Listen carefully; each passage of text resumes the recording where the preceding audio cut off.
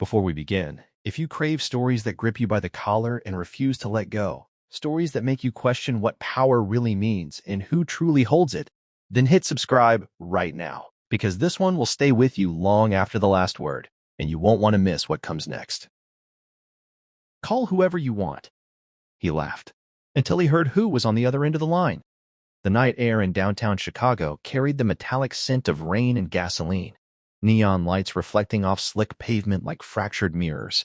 And Marcus Hale stood in the center of it all with the kind of confidence that only comes from believing you're untouchable.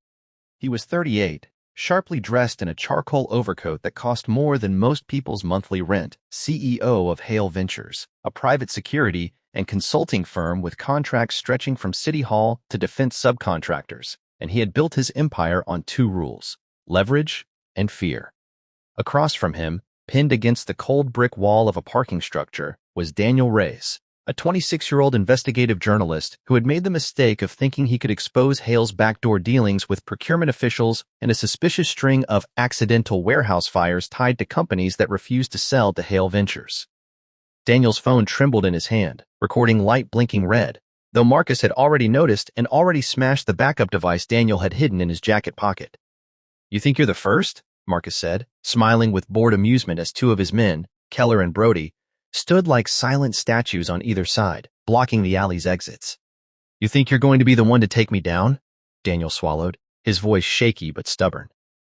"People are going to see what you've done," Marcus chuckled, glancing up at the security camera perched above the alley, one of his. "People see what I let them see." Daniel lifted his chin with a last flicker of defiance. "I can call someone right now. You have no idea who you're messing with." That was when Marcus laughed, loud and genuine, the sound echoing off concrete. "Call whoever you want," he said, spreading his hands theatrically. "The mayor? Your editor? The governor? Go ahead. Let's make this interesting." Keller snorted under his breath, and Brody checked his watch as if this were merely an inconvenient delay before dinner. Daniel hesitated, then slowly raised his phone. His thumb hovered over a contact saved under a single letter, A. Marcus rolled his eyes. "Dramatic.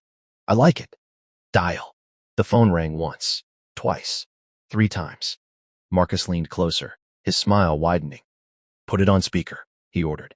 Daniel's hand trembled as he obeyed, the tinny ring echoing in the narrow alley. On the 4th ring, the line clicked. Silence at first, heavy, deliberate silence. Then a voice came through, calm, measured, unmistakably authoritative. "Daniel." Just his name, not a question, not a greeting. Marcus's smile faltered for a fraction of a second. The voice was older, textured with experience, the kind of voice that had given commands in rooms where maps of the world covered the walls. "Sir," Daniel said, and the single word carried relief. Marcus recovered quickly. "And who might this be?" he asked, stepping closer to the phone. Another pause. Then, "This is Director Alistair Grant." The name hit like a crack of thunder in Marcus's mind. Director. There were many directors, but there was only one Alistair Grant that mattered in this city, the recently appointed head of the Chicago field office of the Federal Bureau of Investigation. Marcus's pulse ticked once, hard, though his face remained composed. Keller and Brody exchanged a quick glance. "You've got some nerve using a name like that," Marcus said lightly, though his throat felt suddenly dry. The voice didn't rise. "Mr. Hale, I suggest you remove your hands from Mr. Reyes and step away, now." The alley felt smaller. The rain seemed louder. Marcus forced a laugh. "You think dropping a federal title is going to scare me?" "No," Grant replied evenly. "What should concern you is the unmarked van currently idling at the north entrance of that parking structure, and the 2 agents on the rooftop across from you with a clear view of your face." Marcus's stomach dropped. Instinctively, he glanced upward. Across the alley, atop a neighboring building, he noticed the faintest silhouette shift behind a ventilation unit. Keller muttered a curse. Brody's hand twitched toward his concealed weapon, then stopped. "You're bluffing," Marcus said, but it came out thinner than intended. "Am I?" Grant asked. "You're wearing a charcoal Belstaff coat, Mr. Hale. There's rain on your left shoulder. You haven't noticed because you've been too busy performing." The words sliced clean through Marcus's bravado. He slowly stepped back from Daniel. "This is harassment," Marcus said, trying to reclaim control. "You have no jurisdiction here." "On the contrary," Grant replied, We've been investigating Hale Ventures for 18 months. Wire fraud, arson, coercion. You've been very busy. Daniel stared at Marcus, shock replacing fear. Marcus's mind raced. 18 months? Impossible. He had contacts. He had been careful. He had scrubbed communications, used intermediaries, paid the right people. Unless someone had flipped. You don't have anything, Marcus snapped. If you did, I'd already be in cuffs. We prefer patience, Grant said. Patterns reveal themselves in time. Tonight was simply convenient. In the distance, the low wail of sirens began to rise, faint but approaching. Keller stepped closer to Marcus. Boss, Marcus shot him a warning look. He needed control.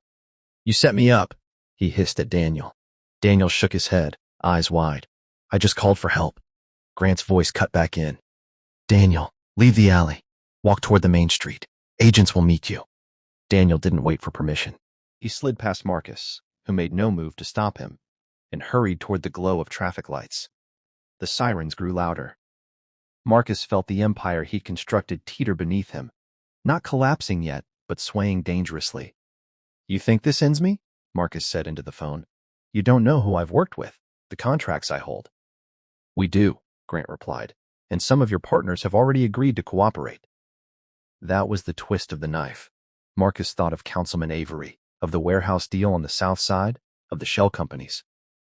Faces flickered through his mind, each one a potential traitor. The first squad car turned the corner, red and blue lights splashing against brick. Keller. Through his mind, each one a potential traitor. The first squad car turned the corner, red and blue lights splashing against brick. Keller cursed again. Brody stepped back, hands visible. Marcus's phone buzzed in his pocket. Another call coming through. He ignored it.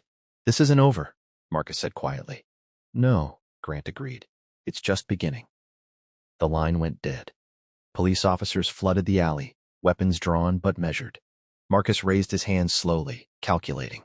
Arrest didn't mean conviction. He still had lawyers, influence, secrets. As cuffs clicked around his wrists, rain soaking fully into his coat now, he allowed himself a thin smile. Power shifted. It never disappeared. But as he was guided toward the patrol car, he caught sight of the rooftop again, and this time he clearly saw the outline of a sniper rifle lowering out of view. And for the first time in years, Marcus Hale felt something unfamiliar coil in his chest. Not anger, not calculation, fear. Because whoever you call, sometimes they answer. And sometimes they've been listening all along.